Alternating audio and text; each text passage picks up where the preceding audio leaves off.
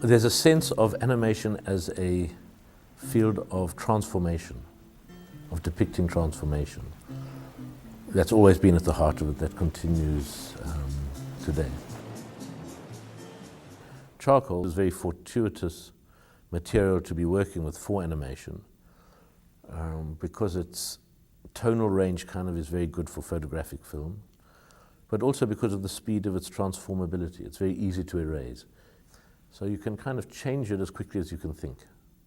And I suppose it became a way of thinking rather than a physical medium for me.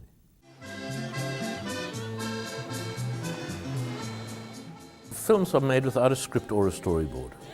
So there are one or two key images that I know at the beginning of the film, and I'd start with drawing those. And literally, it's on day one when I say I want to make a film, usually by the end of the first day or the end of the second day, there's film that's gone through the camera. But a drawing is done on a sheet of paper that's on the wall of the studio, and halfway across the studio is the camera, say 4 paces away. And I'll draw the first image of the sea and shoot 2 frames with the camera, then walk back across the studio to the drawing, and on the same sheet of paper on the drawing, not make a whole new drawing, but just erase, for example, the top crest of the wave and change the shape of the white line minutely. Maybe add some more charcoal below.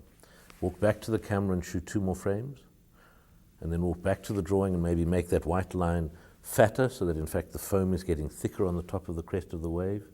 Maybe it's getting darker underneath, add more charcoal there. Walk back to the camera and shoot 2 more frames. I've now shot 6 frames.